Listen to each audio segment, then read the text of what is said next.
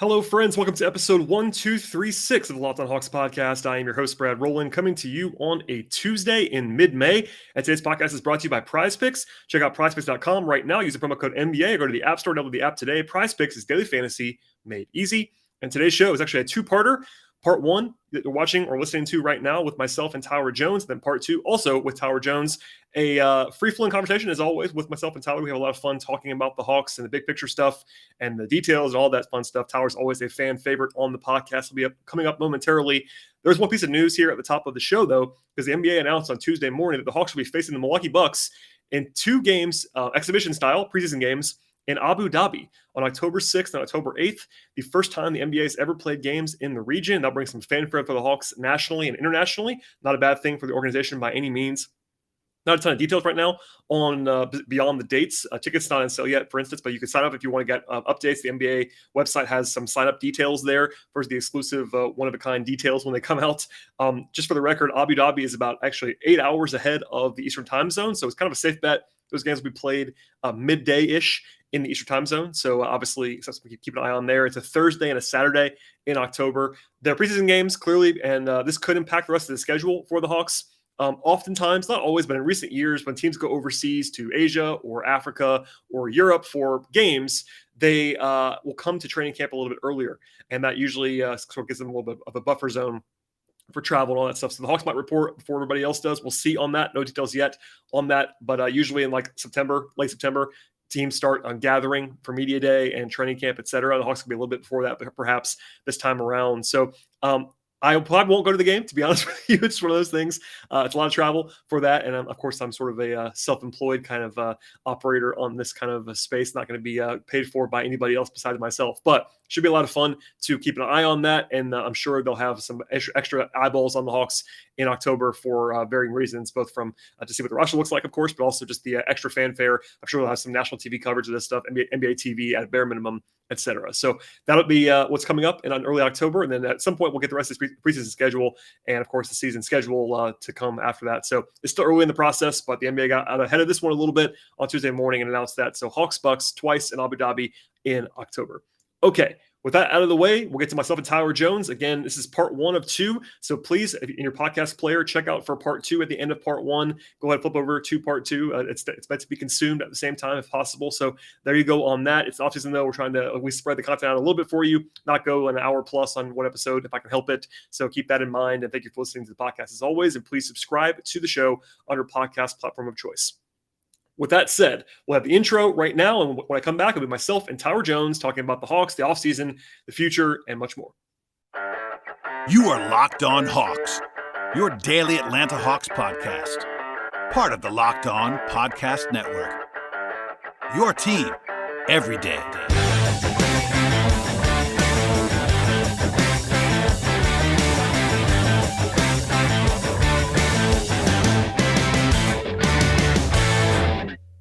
I am joined now by friend of the podcast, frequent guest of the podcast. Tyler Jones is back for the first time in the postseason / off-season realm. Tyler, welcome back. Yeah, how about our Braves, Brad? Yeah, of course, you go there first. Good. They're looking pretty good out here, man. Acuna got them playing ABC baseball, without the bunting. But I saw some optimism from you on the Braves. We won't do much on this, but I saw you went from like in one day talking about how bad the Braves are to being excited again. I really appreciated that. I mean, that Brewers game was honestly, that's one of the funnest baseball games I've seen in a long time. Like this is a lot of good baseball being played. So, I'm happy. I have to. I can't lie and say I'm not, they did win the World Series. So, and I can't be too much of a hater with the Braves since they won the World Series. So it's good to see them picking it up. Ozuna needs to get his together, but nothing says mid-May like you coming on the pod and opening with the Braves. That's good stuff right there. I mean, we talk about the Falcons a bit. I think they had a good draft. We could do that. That'd be fun, actually. You and I doing Falcons talk would be a Columbus teammate, first round pick. So that's true. Former USC basketball player Drake London is now the receiver for the Falcons. But It's time. I had you on during the playoffs. It wasn't that long ago, but obviously they were done pretty quickly.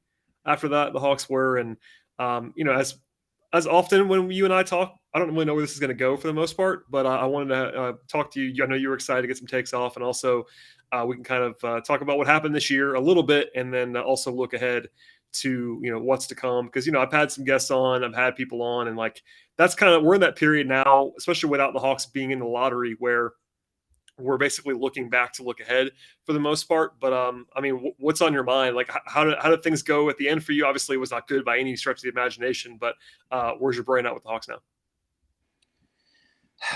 Right now, I mean, it's hard not to be disappointed with the season, especially coming off of what they did last year. Granted, I mean, you can only be so mad at how the playoffs, the series with the Heat went. When you three of your four best basketball players are all hurt and missing time, or probably shouldn't be playing. One of the three, like it's just going to be an uphill battle, and like they should they have extended the series, especially with Butler and Lowry being hurt probably helped the Heat more than the Hawks, honestly. But with Butler missing Game 5, the Hawks probably should have won it, but like it's whatever. They weren't doing anything in these playoffs. Not with how John Collins and Capella looked. Like they couldn't jump, they couldn't move. I'm like, John Collins can't finish around the rim.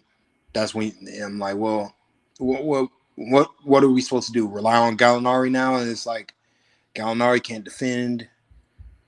And it was just bad. So I mean, there was some good stuff in that series. It was good to see Dylan Wright, go from out of the rotation to be the second best player on the team. Yeah, he was certainly one of the small bright spots was DeLon's postseason run, and it is quite funny. I know I've said it, you've said it, but him being out of the rotation for like one day and then coming back was pretty funny. But could you imagine if he just played more this season? Just in general, like just played more minutes. I can't imagine that as someone who called for it regularly on this podcast, but yes, it would have been nice if they just played him. That's just the frustrating thing with this season. Like it's just I don't know. I didn't think Nate did a good job. Honestly, like with coaching the team with the talent on the roster, it felt like he was trying to replicate what they did last year. A bit too much, too reliant on Lou and Gallo, like for a lot of it. Like, I mean, Gallo turned it around, but well, and they kind of had to play Gallo, but like, yeah, it became pretty clear that they didn't need to play Lou like early in the season, and that's what was frustrating about that. And that, again, this is as a longtime Lou guy. I played against Lou as a kid. Like it's been a long time, but he just didn't have it anymore. It was very obvious. Not to redo all that stuff. I actually was going to ask you about Nate. So let's do it now because I know you saw this. You're not quite as online as I am with some of this stuff, but there were lots of Hawks fans that wanted Nate fired and were upset that he's not going to get fired. And there was a vote of confidence from Tony the other day. And I mean, where are you at with Nate in general? Because you're not going to I know you get hyped up sometimes on certain things, but you're not necessarily a fire the coach guy. So I want to know what you think about the way. I mean, you said that Nate didn't do a great job. I kind of agree with you, but do you think Nate's like the wrong guy for them or what? I said mid-season or sometime in the season that they may want to look to either maybe have some different voices on their assistant staff. Just because a lot of what went wrong just wasn't good enough from like either like let's start with the coaching. I just didn't find from the rotations to even like the training staff. Like the new training staff, by the way, which just changed over fairly recently, obviously. It felt like they were pushing guys out there when they weren't ready to play. Like too often, like it was just too many times where I'm questioning. Is this guy playing hurt, playing through an injury? When last year, they tend to just sit the game out and like heal up and be better towards the end of the year. Like maybe that attributed to some of the decline we saw from from Collins in particular, just playing through that foot injury. I found that to be more debilitating than the hand injury. Actually, like he was clearly limping, and like I don't know. It just from that to like coaching late game coaching decisions, not subbing in offensive or defense, not playing Dylan Wright a ton of minutes, but also just the scheme. Like the conservative defense was not working. Why didn't they try something else? It's not like I get it. This is an offensive first team, but it's not like they're bereft of defensive talent. Like I feel like Nate had options to get to do stuff defensively that during the season. Not talking about the playoffs, just during the season in general. But it just felt like Nate was just. I got my 10 guys. I'm just gonna go ride out with my 10 guys. He even said that too. Like he basically referred to those 10 guys so many times this year, and like those were his 10 guys. And DeLon was apparently 10 out of 10 of those 10 guys. I mean, he was 11 of 10. Yeah. Until they traded Cam, and then it was like, all right, we're gonna throw Lou in. Like, I mean, it's a lot, but it's like not really playing Dylan Wright and Trae Young together for extended minutes during the season. Not getting Herter and Bogdanovich on the floor at the same time. Like when that's your like, I mean, I get it. They're trying to get Hunter going, but that's Trae Young, Kevin Herter, Bogdanovich, John Collins, Clint Capella. That's the lineup that got you to the conference finals. And like they played it for like a stretch of games, and then Bogdan got hurt, and they never got back to it. Like, granted, injuries played a large part of why they couldn't get back to that lineup due to Capella and Collins both more or less being hurt at different times of the season. But still, like, they never got really back to that. It's weird how they never got back to that lineup. Well, and to your point, by the way, just even taking out the front court guys, because there were the injuries with Collins and Capella at different times. But if you just say Trae, Herter, and Bogdanovich, which I know people on the outside especially always are like, well, can they guard with that group? And I get that concern. But those three guys this year played like 500 plus minutes, and they had a plus 6.8 net rating, the three of them. That's a really good basketball team. I mean, obviously you can't just take that as gospel, but it's been 2 years now of Herter and Bogey working as a pairing on the wing. And that 5-man unit I talked about, like, I know it was dominant this year because that was when Hunter first got hurt, that was the start of them turning the season around. After those first 13 games where they went on a run and started really, like, that was the best stretch of basketball they played all year. I just found it, by the way. You want to know what the 5-man lineup is? It was over 10. It was over 10. No, it's obviously it's a very small sample size because 5-man lineups don't have a ton of minutes generally. But it was their fourth most used lineup of the season, which isn't like a ton. It's 164 minutes, so it's like, not huge.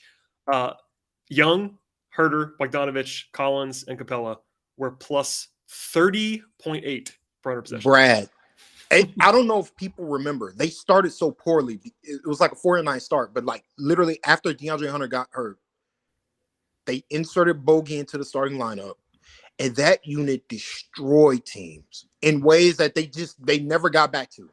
They never got back to that lineup again because Bogey got hurt. But like that lineup was dominant, and like to me, it felt like a lot of this year was we're really trying to make this DeAndre Hunter thing work. Yes, agreed. Like I get it. He's a big wing, and every team needs a big wing to guard other teams' big wings.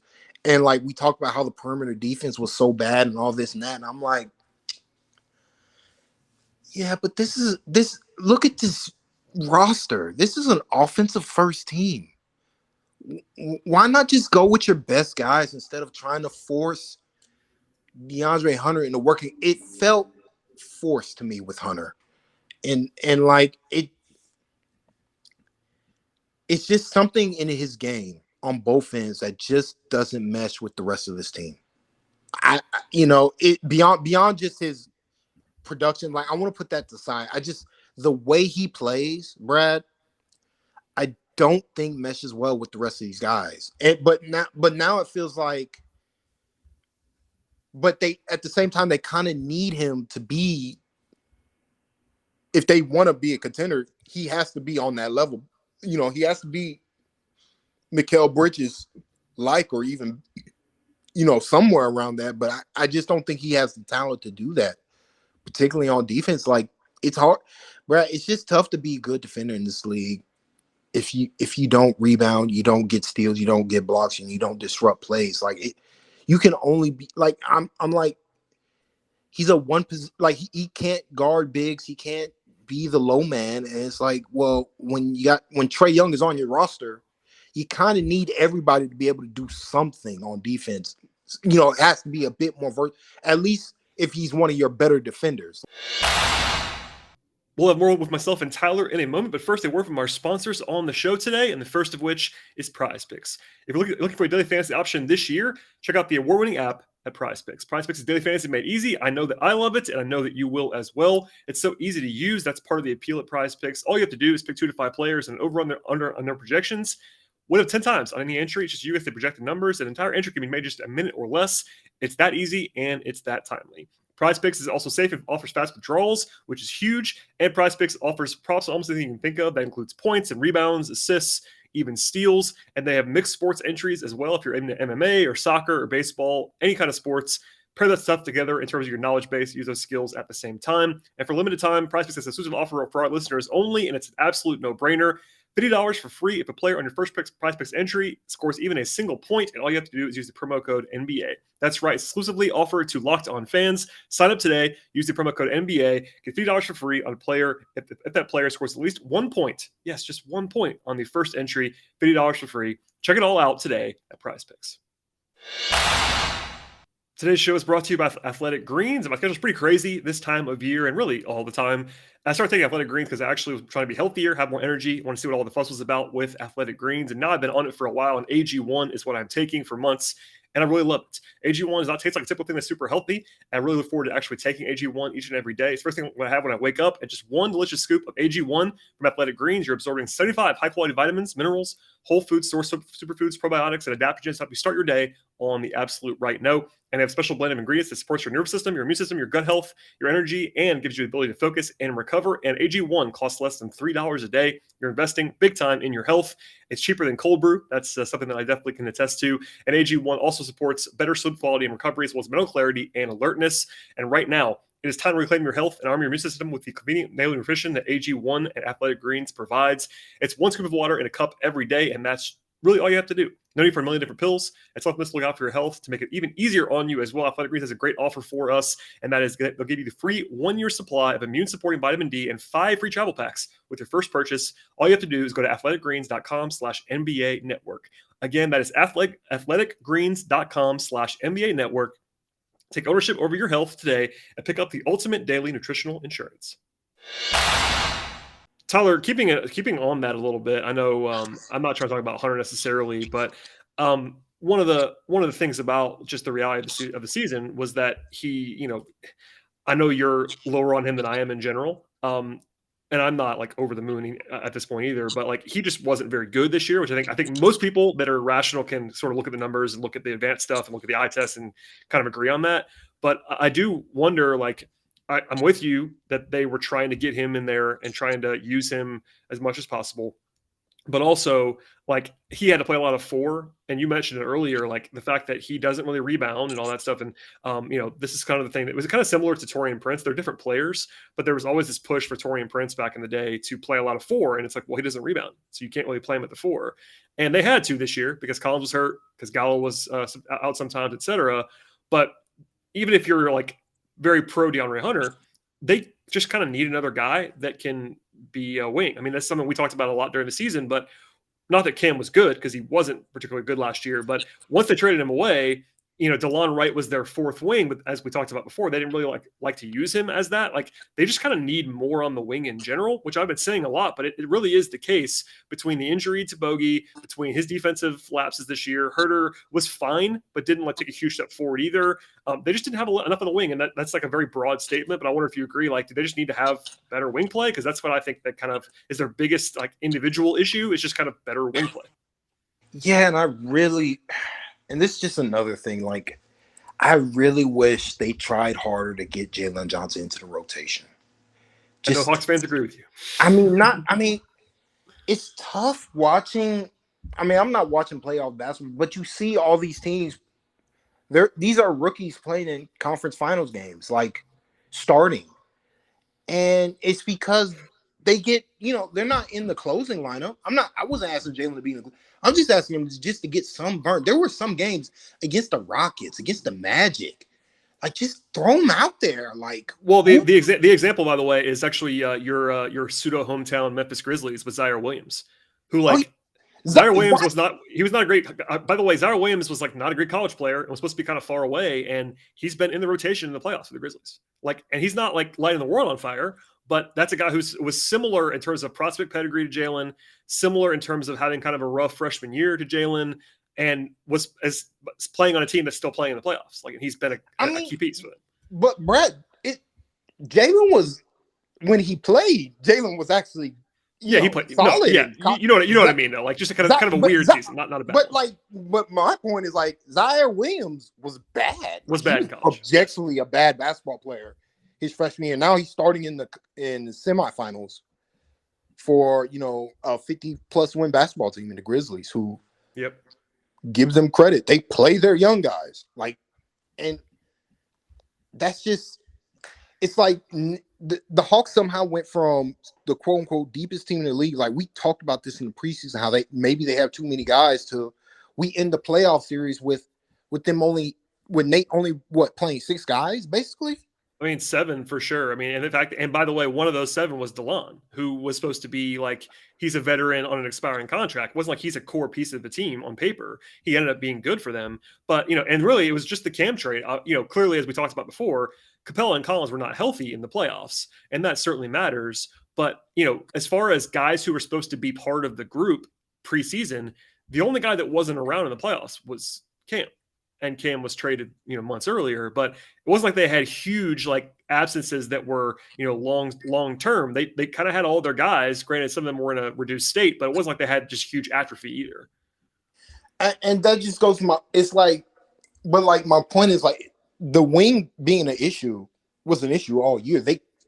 It's not like they did spend a first round pick on a 4-3 combo. Well, and that's part of that. Part of that is that they said it multiple times, and I know we talked about it, but like they basically never even considered Jalen on the wing this year. He was basically a big in every possible way. He played 4 and 5 in College Park. And when he was with Atlanta, the brief time that he did play, he only really ever saw minutes or even like garbage time minutes at the 4 and 5. He never even looked at the 3. And I'm not saying he has to, but like that wasn't really an option in their mind. I think he's more of a 4 long term anyway, but certainly like they didn't even consider it this year. I don't know. It just like to me, especially with how the league is going, where teams are just throwing out more size at any position. To not even like they just didn't attempt some stuff. I get Capella, Collins, Gallo, like that lineup. While it works, it's funky, but it worked last year in the playoffs. Like, why not try it? Especially when like DeAndre Hunter just wasn't good enough. Like there's just, or playing when Collins was hurt, like against certain teams. I still remember the Pistons game where the Hawks couldn't grab a defensive rebound. It's like, why not just throw Okongwu and Capella out there on the floor at the same time?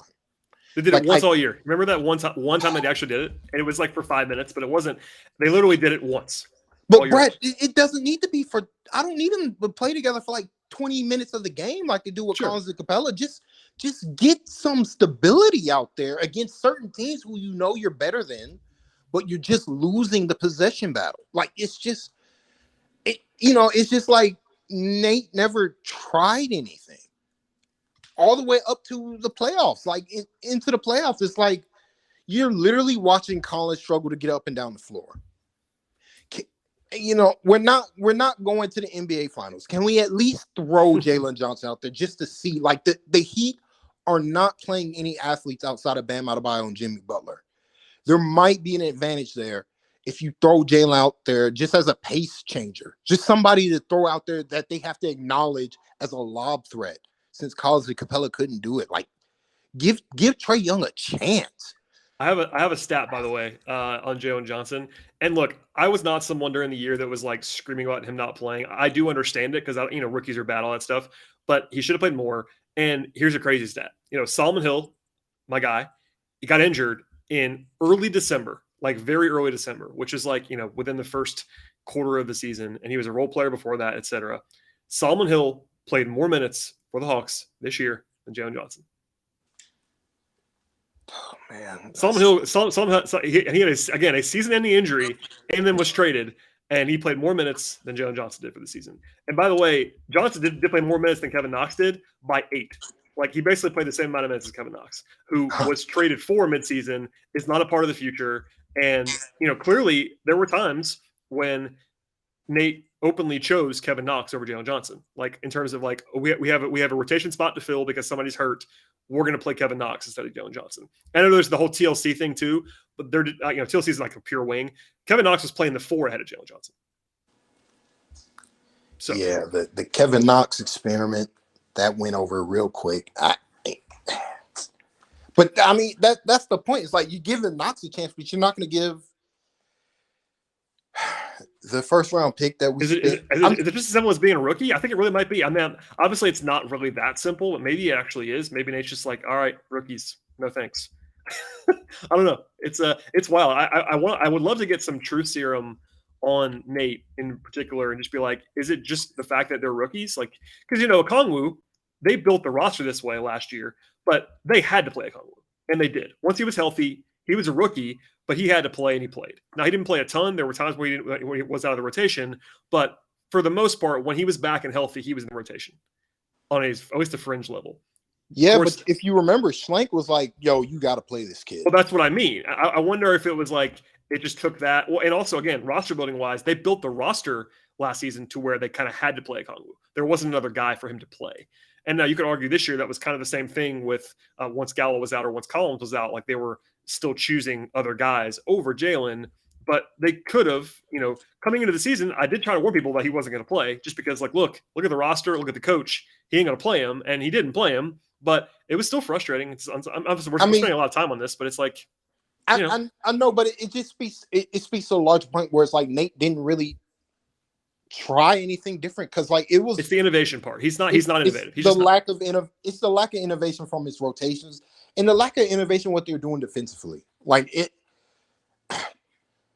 and here's the thing. There's no way they should be the 4th worst defense in the NBA. No way. Agreed. Like Trae Young aside, like this is not some team full of guys who are just absolute bottom of the barrel. They have 3 rim. Brett, this team has 3 rim protectors, and they all play. They're all on the floor. 2 of them are on the floor at the same time most of the game. Like it, that should not happen. The crazy thing is, like you expect them to be worse with Trae when Trae plays on defense, but they were only like 2 points per 100 possessions worse with Trae on the floor defensively this year, something like that. In terms of like worse than their overall baseline. Obviously, they were still good when he sat. They had a 108 defensive rating when Trae's off the floor, which is pretty good. But like, I would have bet that was going to be like 102 when Trae sat because they were playing. Because again, they should have been playing DeLon Wright if they were doing that. If you're playing DeLon Wright in place of Trae Young, you can be pretty good defensively because that's your weakest point. But like, I don't know, they never really. And this is more of a future facing concern too.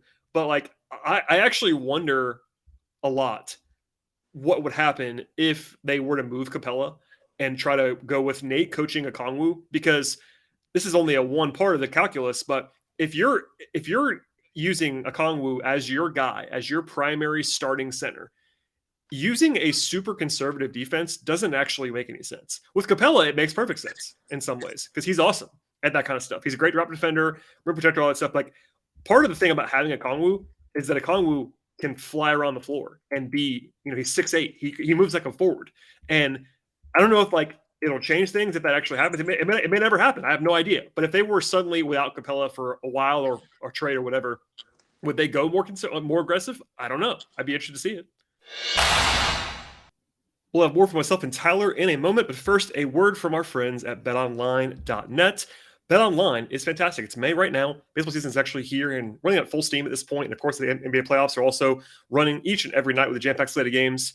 pretty much every day and with the next couple of months anyway. And with that in mind, BetOnline.net is the number one source for all of your sports betting needs and information this year. And from all the latest odds, contests, futures, player props, exotics, and much more, BetOnline remains the best spot for all the latest developments in sports. That includes podcasts and reviews for all the leagues this season, and not just basketball or baseball either. BetOnline has the continued source for you for everything you need in sports wagering information and everything you possibly have. That includes live betting, casino games, poker, and more. BetOnline has odds as well on all kinds of different sports and offerings. That includes golf, esports, tennis, auto racing, horse racing. They have hockey, MMA, boxing, they have soccer, cricket, entertainment bets, and much more. And futures markets are always available on the football side of things. NFL and college football is still looming in the fall. And even right now today, you can bet on who wins the NBA title, who wins college basketball championship next year, et cetera, et cetera. Everything is there for you at betonline.net. Head to betonline.net right now. Learn more about all the trends and the action in the sports world today. BetOnline, where the game starts. You say, like, if they were to trade Capella, I think,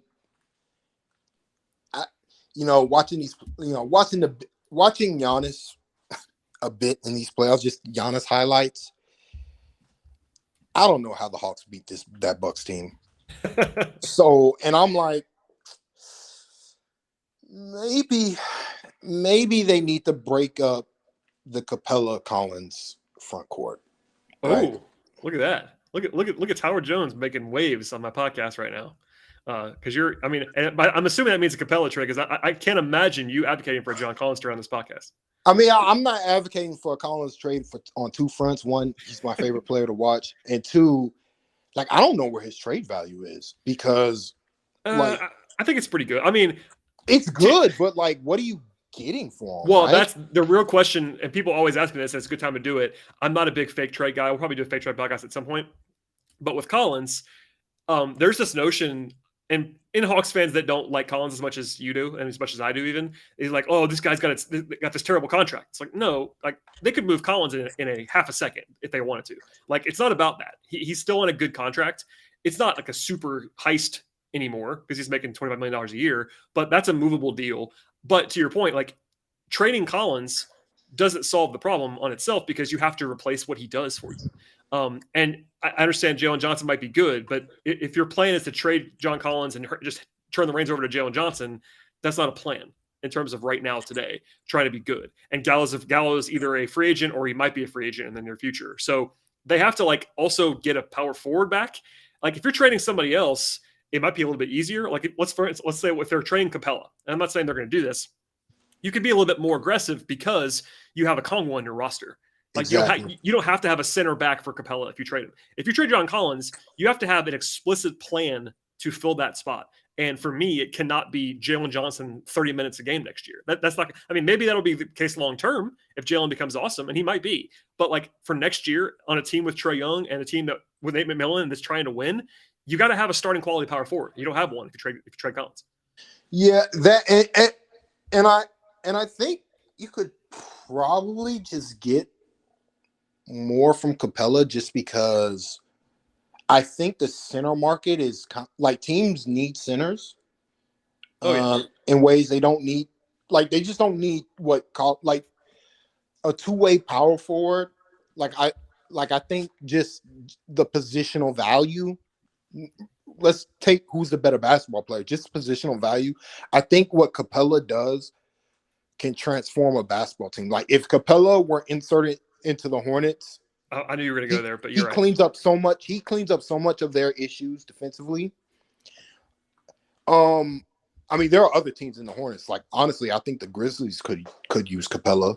Well, that's one of the arguments against Collins too. And not that we're going to make that, because we're both pro Collins, but if you were trying to make a Collins anti-argument, as people have, like, part of the problem is that, like, traditional quote unquote power forwards are just kind of weird. And that's what he is at this point. He's mostly a power forward, and, like, he's really good, but he does, like, a lot of teams don't really use that guy in that way.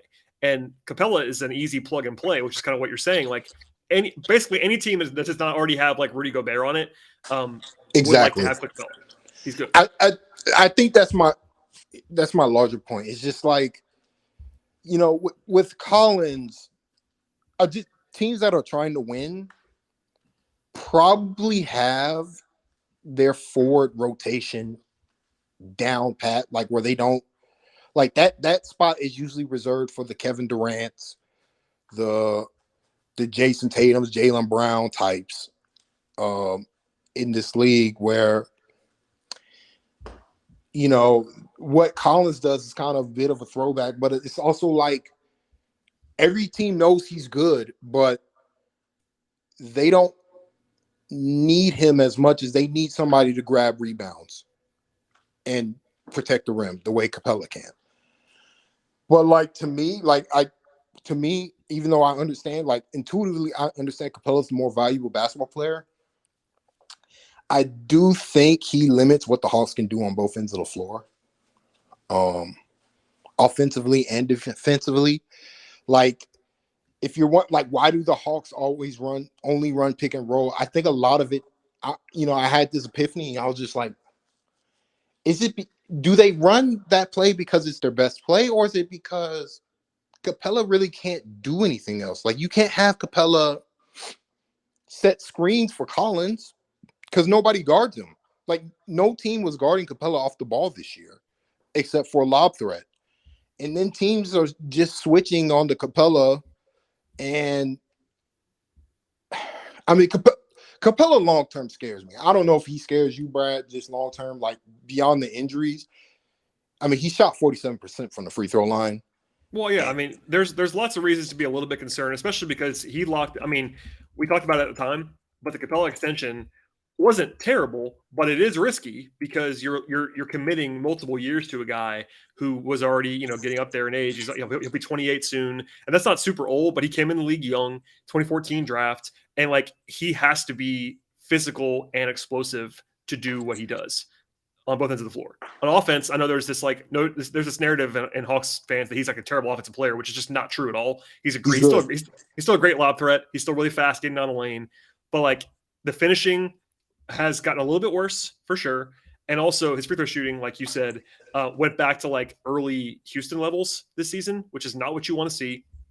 And you have a Kongwu. So it's that three-prong thing where like, I didn't mind it in terms of just pure value, but yeah, you have to be a little bit afraid because if he takes a step, let's say next season, if Capella is not great. And I think if you watch the second half of this year, you and I saw it, but people that weren't paying attention kind of missed this. He was awesome in the second half of the season. Like awesome. Truly like top 40 player in the league. Awesome. Second half of the season.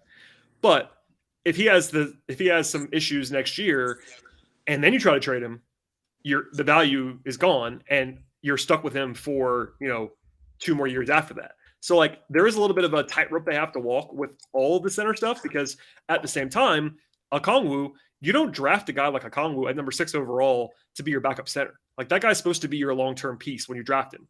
But they got Capella at the same time. He's blown away expectations. He's been really good. And he's got 3 years left on his contract. So it's like at some point they got to choose. And it's not even about that because like back to your original question, is Capella a little bit risky?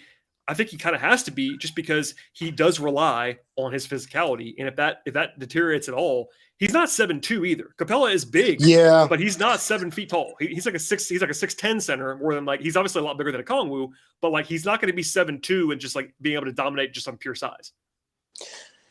Yeah. And like, there's also some other stuff. Like, I think the transition defense issues, like, some of that has to go to Capella going for every offensive rebound. Well, and they want him to, but that's a scheme thing, and you're right. I know that's what they want him to do, but with Trae Young on this team, I feel like if you play him more... and Gallo, too. Trae and Gallo are 2 of the worst defenders, period, but also transition defenders in particular in the entire league. So, like, I'm with you. It's like a really interesting, like, what if? Like, do you actually want to take Capella off of what he's an awesome offensive rebounder, but like, do you want to let him do that every time? But if he's not offensive rebounding, that tanks his offensive value. Like that, and that's my point. It's like he has to do that to be a viable offensive player. That is a huge part of his value for sure. He's one of the best in the league at it too. But like, he might be the best offensive rebounder in the NBA. But it's like, I mean, at the end of the day, it's only 13% of every rebound possession he's getting an offensive rebound. Like, is that worth it when he's not finishing his offensive rebounds? You know what I'm saying? Like his shakier finishing, his inability to make free throws. Like, I think there's some stuff where I'm like, if I'm Travis, I'm like, look, I drafted a Kongwu 6. Okongwu's going to be a beast. Would it be like, shouldn't I look to add some more perimeter talent by possibly trading Capella? Because I think there are teams that are desperate to win that could really use Clint Capella. Like they just want to make the playoffs. And it's like, I think there's an avenue to get some, like either some lottery picks or potentially, you try to get a something Wayne better or than something that. like that. Yeah. Just getting off of, just not getting off of Capella, but just like changing the structure of your team so you can play differently. So your defense is more aggressive, plays up to the athleticism that Collins and Okongwu have, and even Jalen Johnson has on defense, so that, our perimeter defenders aren't the best in the world, but now that our bigs are flying around the floor and we have a wing that could rebound, that they have to upgrade from DeAndre Hunter. I just don't see how he can be a functional part of this team next year with how bad he was. But like, I also don't know if an Okongwu, Collins, Hunter lineup is even viable, because DeAndre Hunter is just an awful rebounder, and Okongwu's like I think Okongwu's going to be fine. He'll get better, but he's not there now. He's a bad rebounder now. I think that one of the interesting things about it, big picture, is that if you were trying to find a guy to pair with Okongwu, you would actually think Collins is a pretty good fit with Okongwu, because Collins is big in a way that most power forwards today are not. He's a good rebounder in a way that a lot of power forwards today are not. He can help with the backside rim protection a little bit as well. And pairing him with Okongwu, you would think on defense in particular, is going to be a little bit better than pairing Okongwu with pick your, more like wing sized power forward. Like rebounding wise, you're going to be in some trouble. It's kind of like, and it's not exactly like this, but it's kind of like the way that Paul Millsap unlocked Al Horford in a lot of ways. Yeah. Because Millsap was a great, do everything kind of rebounder, defender at the 4, and that let the Hawks get away with a lot of stuff, because Horford, while I made fun of it forever, is not the biggest guy in the world to be playing center. And obviously it's not the same exact thing. Okongwu was even smaller than Horford was. But like, I think if you're trying to rebound enough, pairing Okongwu with someone like Collins does make some sense. And we've said it forever. I mean, you and I think it has worked more than others. When they traded for Capella, there was the huge conversation about whether him and Collins would work. I think it has worked. It has still never been perfect. It never will be perfect. It never will be perfect. Yeah, and I think it's worked in large part because Collins is sacrificing a lot of his game. He has. Yep, and I feel like if you want to get the most out of your basketball players on this team, like you probably want Collins to be the guy who we're running pick and rolls with 8,000 times, not Collins, not Capella. Like, he's just a more dynamic offensive player. Like, I think you could do that more with Okongwu, just because Okongwu just has more ball skills and like has the potential to shoot. Like, he doesn't even need to shoot, but like, he's just a better passer. Like, he's just a better functional basketball player in that sense, where Capella, like Collins, has to space the floor. Like, he has to play like Kevin Love did in Cleveland, where he's more or less a play finisher all the time, instead of a guy you can run sets for. Like, a lot of the reason why they couldn't run stuff for Collins, because it'd be worthless. Like, no team would ever respect Capella.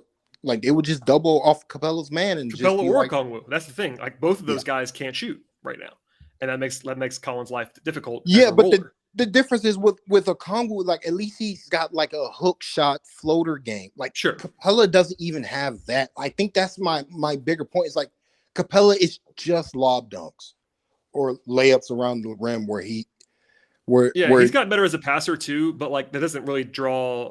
Like, he actually made huge. Both those guys did, by the way. Capella and Collins made big strides as passers this year. Indeed, but like not necessarily to each other. It's not like they're doing a ton of like high-low stuff or whatever. There was a couple of big passing situations, but they were to start the season, and then teams just stopped respecting. Like, that's back to your point. There's no reason to like really overcommit to it, because the space is not there around the interior. All right, that will do it for part 1 of 2. And if you did not pay attention earlier, Part 2 is available right now. So this is episode 1236 you're listening to at this moment in time. If you click over to part 2, it's episode 1237, should be in your feeds right now. More from myself and Tyler. Always fun to talk to him, and plenty more to get to on this conversation. So please subscribe to the show on your podcast player of choice. Follow Tyler, follow me if you'd like to, and flip over to that part 2. We'll see you next time.